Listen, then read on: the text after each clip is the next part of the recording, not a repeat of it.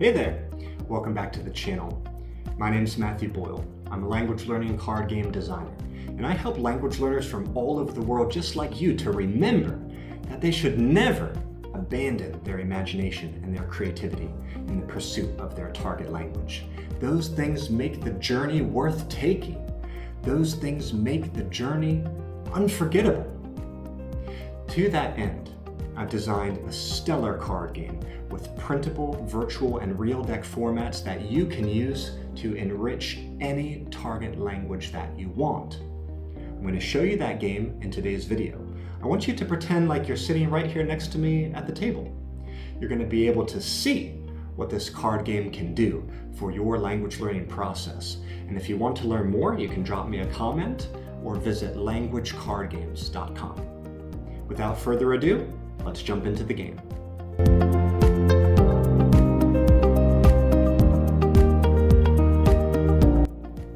Okay friends, so this is the game.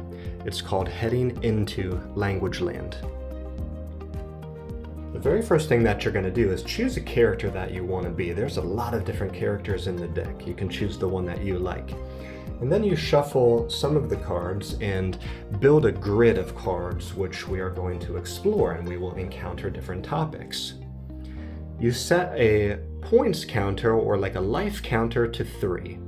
You're going to gain points on this, gain power on this. If you ever drop down to 0, then you're knocked out of the game. So I've selected a character for you to be at first. Let's imagine you're this tree folk character, Wrinkleroot. You can talk about hobbies or instruments, famous places or idioms in order to activate his powers. So how does a turn go? Okay, let's say that I want to move there. The very first thing that I do is flip over this card and see what's there. In this case, it turns out to be a potential ally, and I know that because this card's name is the same color as my character's name, which is white. So they are potential allies. What you have to do to call an ally onto your team is roll the dice and speak about the topic on the ally card. So let's imagine that I roll the dice and I get a number 3. We look here at the card and the third topic is language. So, using your target language, can you give an example of the name of a language? Or can you make a sentence about, I don't know, studying or learning foreign languages or the difficulty of a foreign language? If you can do that successfully, then the ally will join your team. The next thing that happens is we replace the empty space on this grid with a fresh card from the deck, make our move with our pawn, and add a point to this sort of life counter here. So by this way, the board is constantly refreshing and replenishing itself with new topics and new cards. So no game ever plays the same twice. You will always encounter different things in a different order. That makes it really exciting to play. That makes the replay value really high. Okay, let's try one more interaction. Let's imagine that I want to move there. I flip over this card and I find, it's an enemy character. In this case, we don't refer to the enemy character's topics. We look at our team card topics. It's kind of like we activate our powers in order to defeat the enemy. So let's imagine that I roll the dice and I get a 2. I can look at any of my team cards. I might have a lot of allies. I might have a lot of weapons here. And I can choose any number 2 topic. So, can you speak about a hobby or a book in your target language? You could give an example that is just one word which fits the topic. You could give the title of the book or a name of a hobby.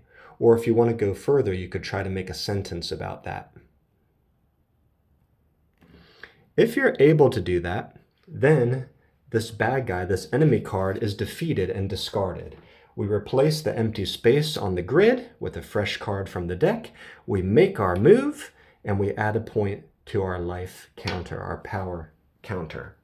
So in a nutshell, that is how the game is played. Players take turns moving around the board freely, encountering different topics. And usually if they ever get stuck and they're really having trouble, they can look something up online, or they can ask a more experienced player or language learner. In our online game events, we usually have high-level or native-level speakers of the target language in the room with us to help us say what we want to be able to say.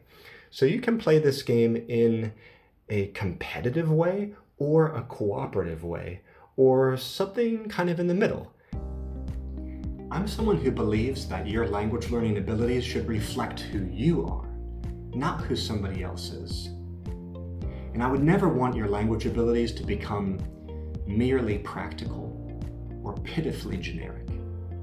That's why I designed these games as a language learner for other language learners, to help make sure that we don't become something like a language learning robot, devoid of life, devoid of humanity, spouting canned phrases that we memorized by rote from textbooks and courses.